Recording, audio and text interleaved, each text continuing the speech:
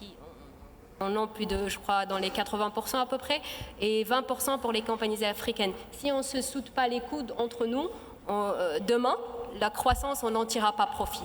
Et quand on se serre le coude, ça veut dire qu'on a beau être de taille importante, il y a aussi un réseau réduit dont l'exploitation peut être assurée de manière beaucoup plus efficace par des compagnies de taille, on va dire, modérée.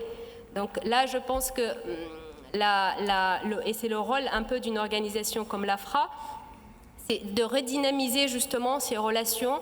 On en discutait hier dans le comité exécutif. Il s'agissait dans un premier temps justement d'identifier par zonage des compagnies qui opèrent et encourager le développement de ce type de relations et ensuite l'élargir à l'ensemble ou en tout cas créer encore des connexions entre ces zonages. Je pense que c'est l'approche inclusive la plus efficace pour aboutir avec une meilleure coordination et partenariat entre les compagnies africaines, indispensable si on veut demain reprendre une part de notre marché. Merci. Okay, excellent. Now we're going to move to our final topic, which is major business decisions and strategic considerations for the airlines assembled on this panel. I'll start with Air Mauritius, but the question is to all of the airlines. Your airlines have recently undertaken various major business initiatives. Could you please explain how these initiatives fit into your airline's overall strategic objectives? We'll start with Air Mauritius. You mentioned this in your earlier remarks, but the alliance, the recent joint venture with South African Airways is one topic. If you want to discuss other business initiatives, that would be fine too. Thank you for the question. In fact, what we are trying to do, the concept that we are trying to put in place is, we are a very small airline. We have 13 aircraft in our fleet. So compared to all the big guys, we are quite small. And markets are very thin, as Amal just mentioned as well. So you don't have a lot of traffic between points. So instead of going probably 2 times a week or 1 time a week, we probably would like to join force with the national airlines of the territory of the country. For example, maybe I can take the example of Kenya, if you don't mind, Sébastien. So we signed some time back an MOU with Kenya Airways. The idea is really to work more together. So we have currently a code share, and we could probably connect to Nairobi and Nairobi to other parts of the world, maybe to Rwanda, or maybe to Addis, or maybe to Congo. So we do have traffic, but the traffic is very thin. So operating by ourselves to go in those countries won't make any sense, won't make any economic sense. And the product won't be there, because you will fly 1 time or 2 times. It doesn't really interest the customer. So what we need more frequencies, probably smaller modules, and Sébastien do have smaller aircraft, the Embraers, for example, the 100-seaters, operating to Mauritius. So we discuss together and see how we can cooperate between African airlines in order to build that traffic. And the idea we had is, of course, to start with a code share and then migrate to something which is probably more elaborated, like, for example, a joint venture. So this is still to be put in place. So I'm waiting for Sébastien to make that work, because we are looking forward to to move on that. Well, Zoox has been moving already very fast. In fact, we started the discussion with South African Airways last year on our routes to Johannesburg. They are also operating to Mauritius, as mentioned previously. We are also operating there, but probably we are operating at the same time. So for the passenger, if someone wants to leave in the morning and come back in the evening, why not? And how can we work together? This is how we are doing it, through a platform which is Johannesburg for connectivity. And South African Airways could use as well Mauritius to connect for traffic eventually to Asia. So this is what we are trying to put in place. We might call it an African alliance. We might call it the African Airlines Corporations. And this is exactly what we are trying to put in place. Finally, we are also discussing with Rwandair, for example, to develop the same type of concept where we could eventually look at different traffic patterns and see how we can better work together. So this is one part of what we are doing in terms of business model. The other part of the business model, as you know, we are a small airline. There is volatility in two parameters, which are fuel and FX, foreign exchange. So in order to prevent us against any kind of huge volatilities, what we are trying to put in place is to have a presence in the ecosystem of aviation. For example, in the duty-free, which we acquire already 20%, so why not more percentage in order to use that as a shock absorber in terms of, when your price of fuel is increasing, you don't have any other way to absorb it. But if you have, for example, businesses in the supply chain, in the ecosystem, it's easier. The model that exists already, Ethiopian Airlines are doing it, Emirates is also doing it, Singapore did it, Kenya Airways would like to do it, I believe. And this is the model that we are trying to migrate to. But this is something that we just started, and this is really something that we are looking forward, because this will help the airline to be more stable and be able to grow. The other part, as you know, human resource is an issue for us, more particularly the pilots shortage. So we are addressing that as well by training our own pilots. We launched our own academy a couple of months ago. So we are training small numbers of pilots, but we will surely plan to increase that numbers in the future. Just to highlight, we have 50% of our own pilot being expatriates. So we probably would like to see that increasing to the national pilots. And yesterday we spoke also about pilots training. Most of the African airlines do have a need for pilot training. And some of them are training pilots. Royal Air Maroc are training pilots. Ethiopians are training pilots. And some of them do have simulators. South African Airways do have simulators. We just need to put in place a new type of synergies in order to have a better network to train our pilots and to use those pilots in Africa. You need a larger pipeline of pilots coming into the system to meet the demand. There is the need for Africa for about 28,000 pilots for the next 30 years, I believe. So we have to tackle it very promptly, because otherwise we'll be dependent. And people would think in Africa labor cost is cheaper. It's not true. I think we are one of the highest among all the other continents. Okay. Amal, I have a question concerning a development at Mauritania Airlines. You've already touched on it briefly, but could you discuss what went into your new fleet plan and some of the considerations?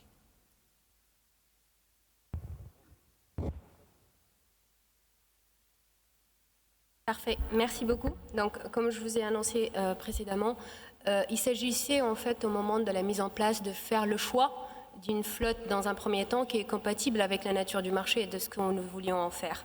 Et là, je pense qu'on n'a pas refait le monde. On a adopté plutôt une approche d'analyser et de diagnostiquer les opportunités présentes sur le marché sous-régional et choisir après les appareils en conséquence. Ensuite, je pense que pour une petite compagnie comme la nôtre, je l'avais déjà dit dans ma première intervention, il faut surtout travailler ensemble et essayer d'avoir cette complémentarité entre les différentes compagnies qui travaillent dans la même région.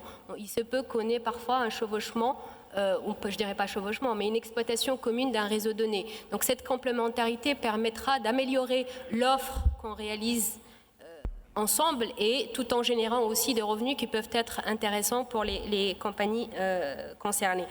Au-delà de ça aussi, d'autres réseaux qu'on n'exploite peut-être pas en commun, mais on peut éventuellement desservir des destinations qui ne sont pas forcément desservies à partir du point de départ initial.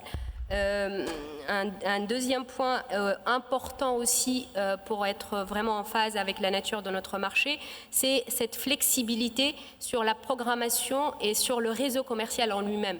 Nous avons opté pour un réseau commercial très dynamique. Quand je dis très dynamique, parfois les gens s'y perdent, mais il faut comprendre que notre réseau, à nous, il est plutôt saisonnier.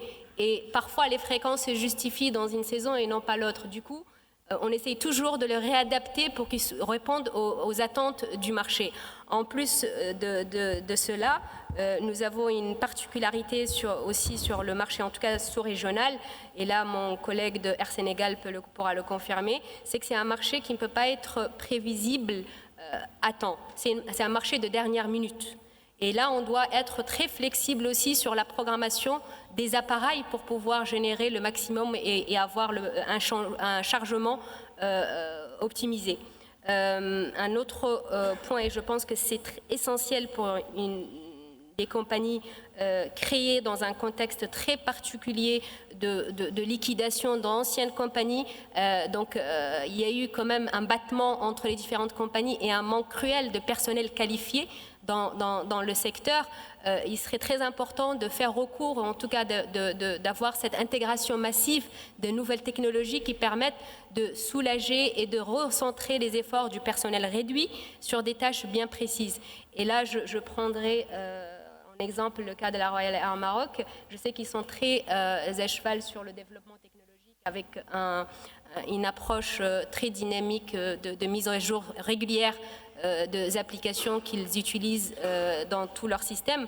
Aujourd'hui, à la Mauritania Airlines, on expérimente deux nouvelles technologies. La première, elle est plutôt liée à la gestion, et ça c'est un point crucial pour nous, c'est qui est l'optimisation des charges, et la composante la plus grosse des charges reste quand même la consommation du fuel.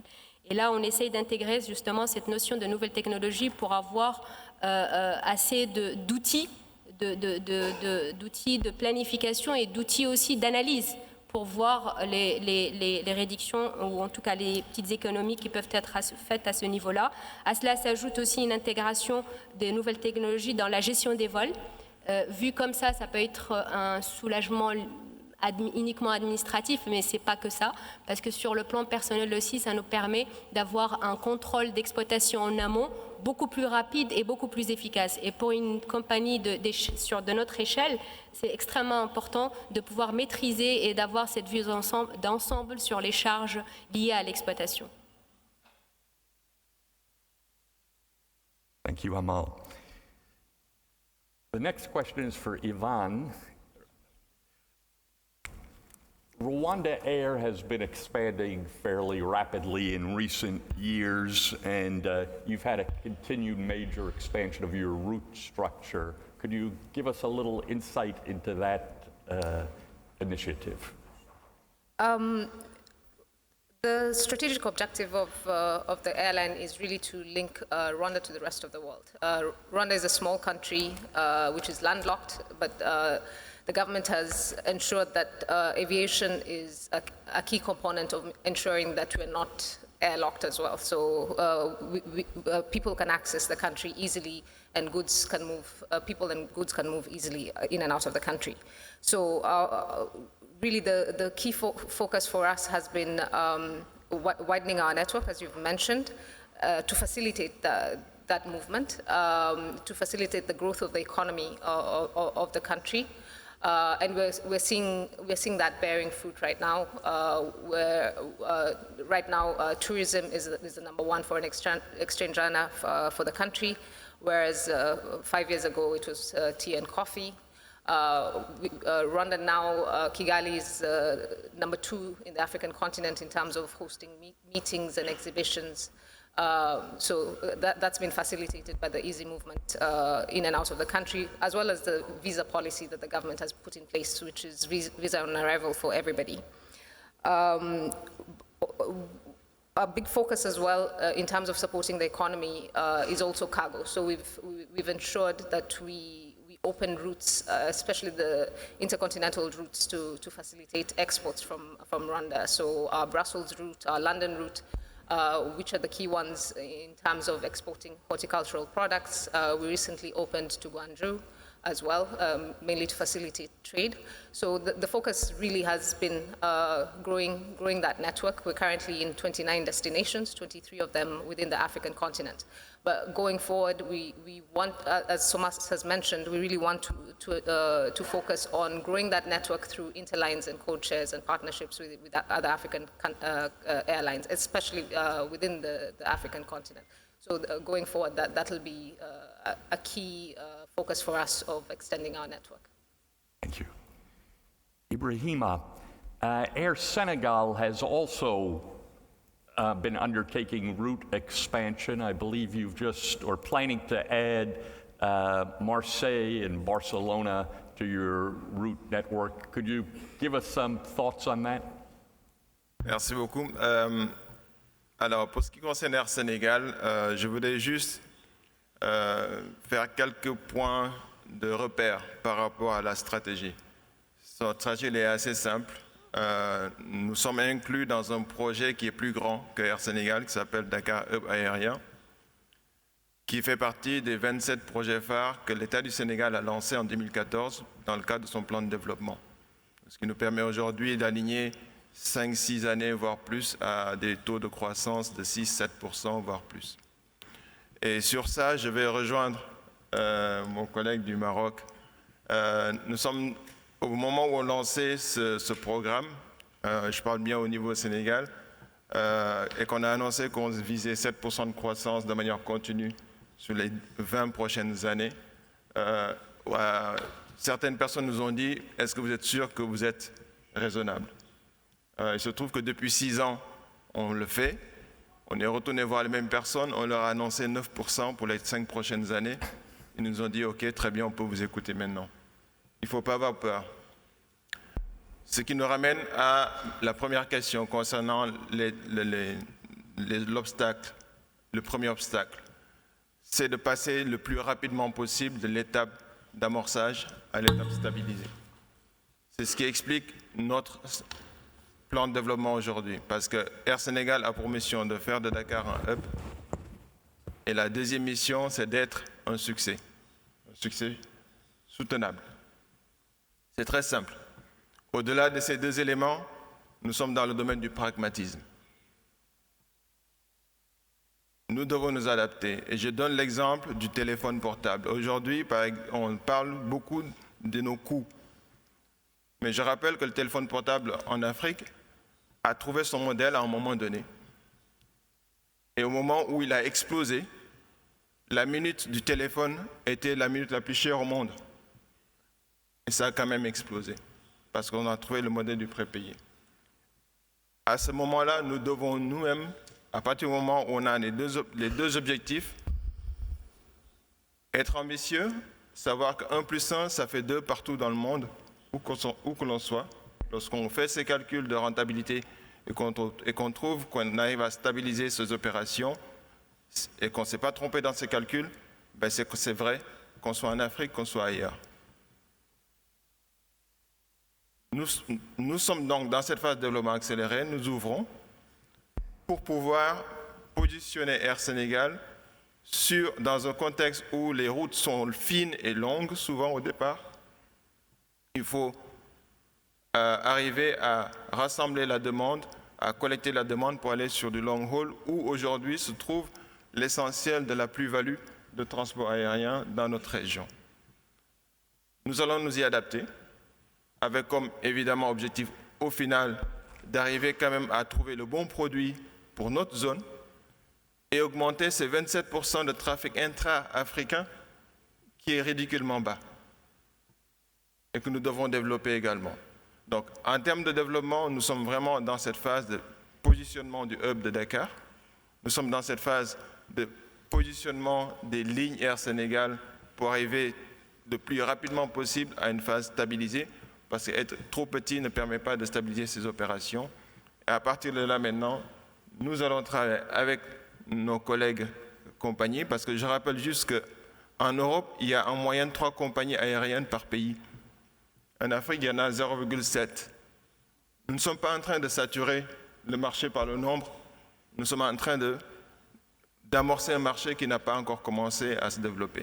Donc voici les quelques remarques qui me permettent de positionner aujourd'hui la stratégie de développement peut-être rapide d'Air Sénégal actuellement. Et ce qui nous permet par exemple d'être numéro 1 sur notre principale route aujourd'hui. En 9 mois, sur Paris, nous sommes numéro 1 aujourd'hui et nous continuerons ce développement dans ce même sens. Merci.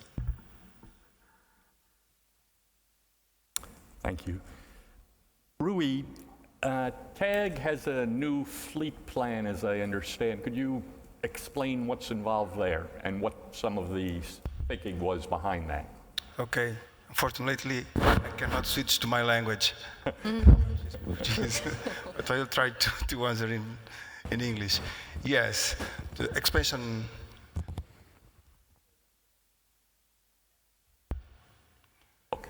Okay, I'll be very quickly. The fleet expansion. Okay. Go ahead. Thank you. The fleet expansion makes part of our strategy, but it's not the first point. The first point now is that we are facing a privatization process.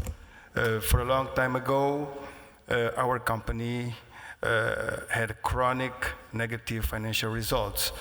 So now the states believe that the privatization could be a key point to go through a more profitable approach to the industry. And the fleet expansion makes part also of this strategy.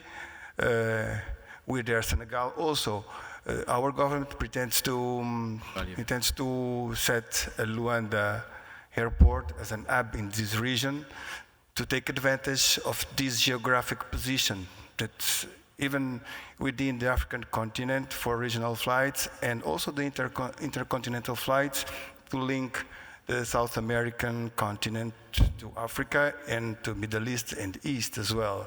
So our fleet expansion plan will respond to this strategic demand. So for domestic flights, we want to go to purchase turboprop airplanes that we are very, very effective and efficient in short routes with the low load factors. And for the regional flights, the medium-range airplanes and for the long-haul flights, the big ones. So we are in the middle of implementation of this plan, which we believe will be very successful.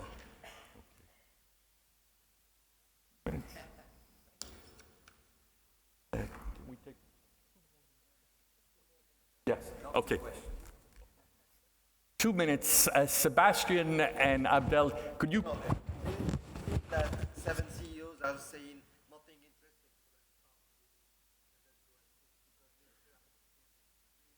To stop talking. Do you want to just make some closing comments? Sebastian, you want to make a closing comment? You asked me to me in 2 minutes? I could go for 90, come on. I know, well, we didn't have much time to begin with. What's closing remarks? That's closing thoughts and... Closing thoughts? That's the, okay, so I'll just, one sentence, actually that was the best panel interest of SATM because at least we expressed some concerns. So I've been advocating, of course, Somas is making my network now, so thank you, Somas. It's a good public discussion. But actually, that's in terms of SATM, we started touching really the topic in a more nuanced way. Because every panel I've been until now was giving the SATM as a magic pill. So once we swallow the pill, everybody is beautiful, rich, and happy. That exists only in Hollywood movies. That's why it was very nice to start having a more nuanced approach, and yeah, and maybe airlines will have something to say before states saying, and then state can end up. So I spoke on behalf of both of us. Thank you. Thank you. Okay. Thank you to our excellent panel.